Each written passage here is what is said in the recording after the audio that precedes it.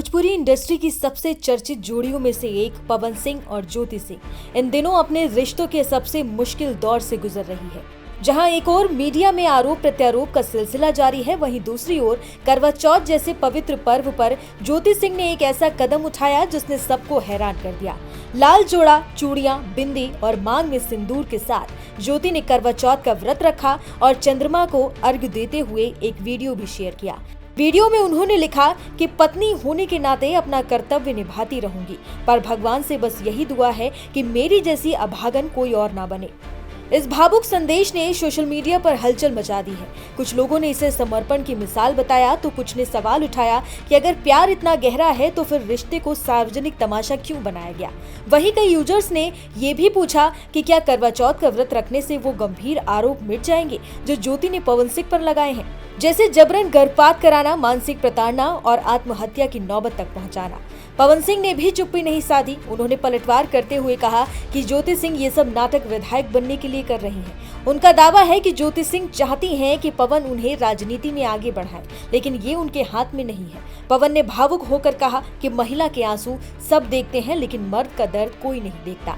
इन सब के बीच ज्योति सिंह कल प्रशांत किशोर से मिली। सुनिए उन्होंने क्या कुछ कहा अपने चुनाव लड़ने को लेकर। देखिए, यहाँ पे मैं चुनाव लड़ने के लिए या फिर टिकट के लिए नहीं आई थी। मेरे साथ जो हुआ है, यहाँ पे मेरे साथ जो अन्याय हुआ है वो किसी और महिलाओं के साथ ना हो।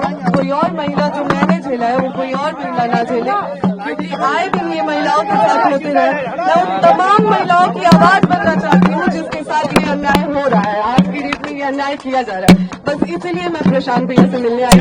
मैं चाहती हूँ नहीं,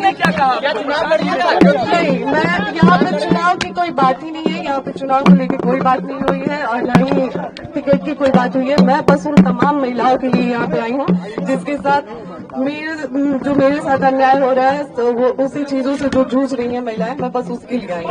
महिलाओं के लिए न्याय मांग रही हूँ। पवन सिंह न्याय मांगने आई है आपके पास, न्याय मांगने आई है। पवन सिंह न्याय मिलेगा इनको, न्याय मांगने आई है। एक मिनट पहले तो आप लोग थोड़ा शांत हो जाइए, इत्मीनान से भाई। जैसा कि ज्योति जी ने बताया, यहाँ ये आई थी, यहाँ आई है और ये बिहार के एक शहरी के तौर पर, एक महिला के तौर पर यहाँ आई हैं। हम लोग उदय सिंह जी जो पार्टी के प्रेसिडेंट हैं, किशोर कुमार मुन्ना जी और सुधीर शर्मा जी, मैं, 4 लोग हम लोग इनकी बातों को हम लोगों ने सुना है। सबसे पहले तो इन्होंने चुनाव लड़ने की कोई बात नहीं करी है। चुनाव लड़ना, टिकट पाना, मुझे ऐसा जो बातचीत से लगा ये उनका उद्देश्य नहीं है और उसको लेकर कोई बातचीत नहीं हो रही है।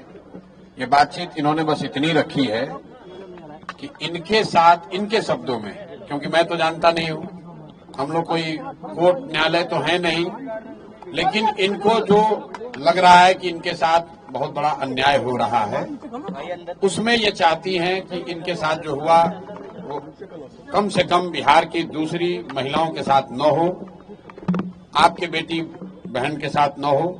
ये चाहती हैं कि जनसुराज से इनको मदद मिले, जनसुराज इनके साथ खड़ा हो। तो एक मिनट रुकिए, मैंने इनको आश्वस्त किया है कि जो आपका पारिवारिक मामला है, वो चाहे किसी का पारिवारिक मामला हो, उसमें जनसुराज या प्रशांत किशोर की ना भूमिका कभी थी ना कभी आगे हो सकती है। लेकिन अगर आपको सुरक्षा को लेकर या लोकतांत्रिक जो मूल्य हैं, जिसमें हर नागरिक को, हर शहरी को अपनी बात कहने का अधिकार है, उसके लिए आपको डरने की जरूरत नहीं है। आपको या आपके साथियों को अगर कोई डर लग रहा है तो आप बिल्कुल जानिए कि जनसुराज पूरी तरीके से आपके साथ खड़ा रहेगा। आप अपनी लड़ाई लड़िए, न्यायपूर्ण तरीके से लड़िए, आपस में आरोप प्रत्यारोप से नहीं होगा। आप न्यायपूर्ण तरीके से अपनी लड़ाई लड़िए, जो बात आपकी सही है उसके साथ हम लोग खड़े रहेंगे। आपको कोई डराए नहीं, कोई बुलडोज न करे, उसके लिए हम लोग इनके साथ खड़े हैं। सोशल साइट पे लोग पवन सिंह तो आपके अच्छे व्यक्तिगत संबंध है। पवन सिंह फिर वही बात, ये बात अपनी कहने आई थी। पवन सिंह जी भी हमारे मित्र ही है, पवन सिंह जी भी हमारे मित्र हैं, बिल्कुल पहले भी बात हुई है, आज नहीं हुई है। मैं पवन सिंह जी भी हमारे मित्र हैं। बात करेंगे भाई, हम क्यों, हमारा देखिए उनका जो पारिवारिक मामला है उस पर हम कुछ नहीं बोल सकते, नहीं हम पंचायत करते हैं। उनकी पत्नी अगर यहाँ आई है तो मेरी ये सोशल रिस्पॉन्सिबिलिटी है, सामाजिक रिस्पॉन्सिबिलिटी है कि पवन सिंह जी की पत्नी अगर यहाँ आई है तो मैं उनसे मिलूं, उनकी बात मैंने सुनी। इन्होंने ऐसी कोई बात कही नहीं, इन्होंने कुछ मेरे से मांगा नहीं। इन्होंने सिर्फ इतना कहा कि अगर आपके बहन के तौर पर मेरे साथ अन्याय हो रहा है तो आप हमारे साथ खड़े हैं। तो मैंने इनको ये कहा है कि अगर आपके साथ कोई जाति हुई है या हो रही है तो आपके साथ पूरी ताकत से हम लोग खड़े रहेंगे। कोई चुनाव को लेकर बात नहीं हुई है। तो मैं आप सुनिए एक मिनट, आप लोगों से भी आग्रह कर रहा हूँ, किसी के घर की महिला के बारे में, किसी भी महिला के बारे में इस तरह का मोटिव करना, ये इसलिए कर रही टिकट पाने के लिए लोग अपना घर परिवार उजाड़ेगा कोई, ये कोई बात है? आपके घर की महिला, आपकी बेटी, आपकी बहन, आपकी पत्नी टिकट पाने के लिए आपसे झगड़ा करने लगेगी, ये दोनों अलग मुद्दा है। और आप लोग से भी मेरा आग्रह होगा कि आप सुनिए, फिर आप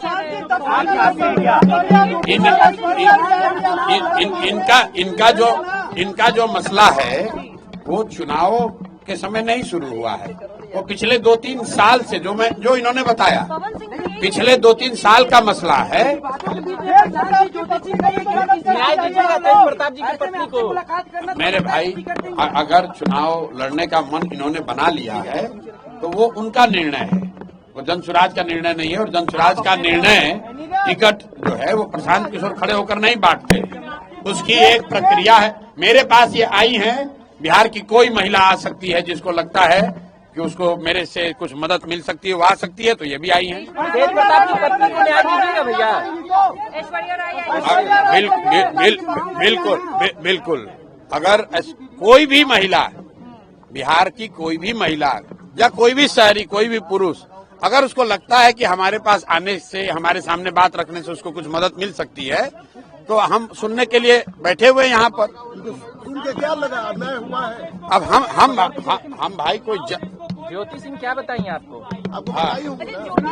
क्या समझते हो? आपने भी कहा था कि पवन सिंह अगर वाइफ के रूप में मुझे स्वीकार करेंगे तो मैं चुनाव नहीं लड़ूंगा, ये आपका स्टेटमेंट था। जी, यहाँ पे मैं बस फिलहाल इसलिए आई थी कि मैं आए दिन देख रही हूँ कि बहुत सारी महिलाओं के साथ जो मेरे साथ हो रही है और बहुत सारी महिलाओं के साथ हो रही है। इस पूरे घटनाक्रम ने एक बड़ा सवाल खड़ा कर दिया है कि क्या रिश्तों की पवित्रता अब सोशल मीडिया पर साबित करनी पड़ती है? क्या त्योहारों का भावनात्मक पक्ष अब विवादों की परछाई में दबता जा रहा है? ज्योति सिंह का करवा चौथ व्रत एक तरफ समर्पण की मिसाल है तो दूसरी तरफ एक टूटते रिश्ते की गूंज भी है। अब सबकी निगाहें इस बात पर है कि पवन सिंह इस भावनात्मक वीडियो पर क्या प्रतिक्रिया देते हैं। क्या वो इसे रिश्ते की एक नई शुरुआत मानेंगे या फिर इसे भी एक और ड्रामा कहकर खारिज कर देंगे? वक्त ही बताएगा कि इस कहानी का अगला अध्याय क्या होगा।